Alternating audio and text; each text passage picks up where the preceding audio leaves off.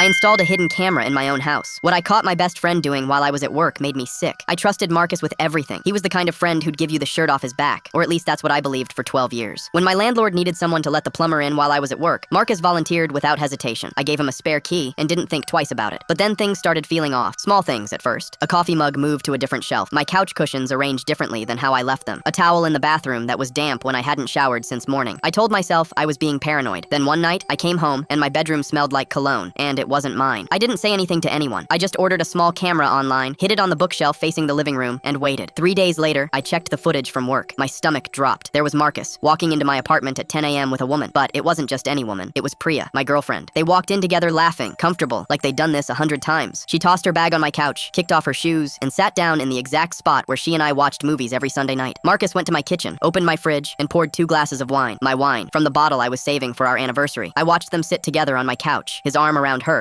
head on his shoulder, in my apartment, on my furniture, drinking my wine. I almost threw up right there in my office, but I kept watching because I needed to know everything. She told him she felt guilty sometimes. He told her not to worry because I was too trusting to ever figure it out. Then she laughed. That's what broke me. Not the betrayal, not the lies, but the laugh. Like my trust was the funniest joke she'd ever heard. I didn't confront them that day. I waited. I kept checking the footage every afternoon, and every time it was the same routine. They came in around 10, stayed for a few hours, and left before I got home at 5. Marcus even started keeping a change of clothes in my closet, tucked behind my winter coats, where he thought I'd never look. Priya brought over her own shampoo and hid it under the sink. They were building a life inside my life, and I was funding every minute of it. On the 7th day, I left work early. I parked down the street and waited. At 10:15, I watched Marcus pull up. Priya arrived 5 minutes later in an Uber. They walked in together, and I gave them 20 minutes to get comfortable. Then I unlocked the front door. The apartment was quiet. I walked into the living room, and there they were, sitting exactly where I knew they'd be. Marcus saw me first. His face went white. Priya froze with the wine glass halfway to her lips. Nobody spoke for what felt like an hour. Then Marcus stood up and said, "Bro, it's not what it looks like." I almost laughed. I pulled out my phone and played the footage from day 1, audio included. Priya's hand started shaking so hard the wine spilled down her wrist. Marcus kept saying my name like repeating it would fix something. I looked at Priya and said, "You hid your shampoo under my sink." Her eyes went wide. Then I looked at Marcus. "You keep clothes in my closet behind the winter coats." He didn't even try to deny it. I walked to the front door and held it open. "Leave the key on the counter. Both of you, get out." Marcus tried to grab my shoulder on his way past. I pulled away and said, 12 years, and this is what I was worth to you." He walked out without looking back. Priya stopped in the doorway, tears streaming down her face. "I'm sorry," she whispered. I closed the door before she finished the sentence. I changed the locks that night. I never spoke to either of them again. Some people don't betray you because they hate you. They betray you because they know you'll forgive them. I didn't. This story shows that the people who hurt you the worst aren't strangers. They're the ones you gave the key to your life, literally and figuratively. Marcus didn't just betray a friend. He weaponized that man's trust and turned his own home into a crime scene of disrespect. And Priya, she laughed at the very thing that should have made her ashamed. Walking away without a word, changing those locks, refusing to forgive. That wasn't cold. That was a man finally choosing himself after everyone else chose to use him.